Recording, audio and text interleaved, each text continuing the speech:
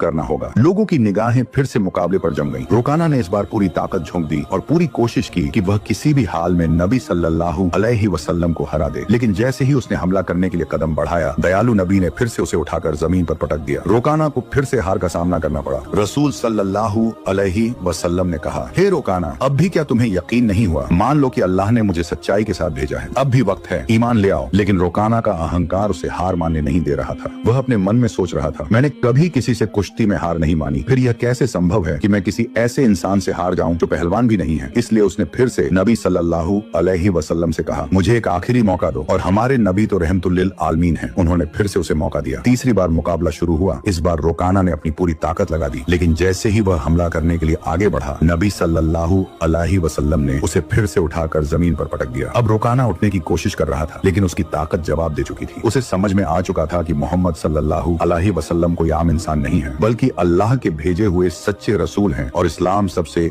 बेहतरीन धर्म है। फिर रुकाना ने रसूल सल्लल्लाहु अलैहि वसल्लम से कहा, हे अल्लाह के नबी, अब मुझे यकीन हो गया है कि आप सच में अल्लाह के रसूल हैं और इस्लाम सच्चा धर्म है। मैं आपको नबी के रूप में स्वीकार करता हूँ और अल्लाह पर ईमान लाता हूँ। जब रुकाना ने इस्लाम कबूल कर लिया तो रसूल सल्लल्लाहु अलैहि वसल्लम ने फरमाया, अब तुम सच्चाई को समझ चुके हो। दरअसल इंसान कभी भी अपनी ताकत से मजबूत नहीं होता। अल्लाह ने मुझे जो ताकत दी है, उसी की वजह से आज तुम मुझसे हार गए हो, और यह भी अल्लाह ही की मर्जी थी कि तुम इतने बड़े पहलवान बने। अगर अल्लाह नहीं चाहते तो मैं तुम्हें हराने की ताकत भी नहीं रखता। रसूल सल्लल्लाहु अलैहि वसल्लम की यह बात सुनकर रुकाना की आंखों में आंसू आ गए। उसने खुशी और सुकून के साथ इस्लाम धर्म कबूल कर लिया। यह घटना हमारे नबी की महानता का एक जिंदा चमत्कार थी। लेकिन तभी एक और चुनौती सामने आ गई। रुकाना का बेटा यजीद, जो खुद भी एक मशहूर और ताकतवर पहलवान था, अपने पिता की हार को स्वीकार करने के लिए तैयार नहीं था। उसके अंदर एक अजीब सा आत्मविश्वास था जो उसे अपने पिता की हार का बदला लेने के लिए उकसा रहा था। यजीद ने गुस्से और जोश में भरकर रसूल सल्लल्लाहु अलैहि वसल्लम को ललकारा, हे मोहम्मद, आपने मेरे पिता को कुश्ती में हराकर यह साबित कर दिया कि आप असाधारण इंसान हैं, लेकिन मैं आपकी ताकत का अंदाजा नहीं लगा पाया। क्या आप मेरे साथ कुश्ती लड़ेंगे? रसूल सल्लल्लाहु अलैहि वसल्लम ने यजीद की आंखों में देखा और समझ गए कि उसके दिल में अब भी संदेह बाकी है। उसे ईमान की रोशनी की जरूरत थी, इसलिए उन्होंने मुस्कुराते हुए उसका चैलेंज स्वीकार कर लिया। अब यजीद ने खुद को लड़ाई के लिए तैयार किया। वह अपने पिता की तरह ही ताकतवर था और उसने कभी किसी से हार नहीं मानी थी। उसके मन में एक ही बात चल रही थी कि वह मोहम्मद सल्लल्लाहु अलैहि वसल्लम को हराकर अपने पिता की हार का बदला लेगा और अपने खानदान की इज्जत वापस पाएगा। फिर जब कुश्ती शुरू हुई तो यजीद ने अपनी पूरी ताकत लगा दी। हजरत मोहम्मद सल्लल्लाहु अलैहि वसल्लम पर हमला किया गया, लेकिन हमारे नबी ने हर एक वार को आसानी से रोक लिया। यजीद हैरान रह गया। उसे यकीन नहीं हो रहा था कि यह कैसे संभव है। फिर रसूल सल्लल्लाहु अलैहि वसल्लम ने उसे एक मौका दिया ताकि वह अपनी पूरी ताकत आजमा सके। यजीद ने पूरी ताकत से हमला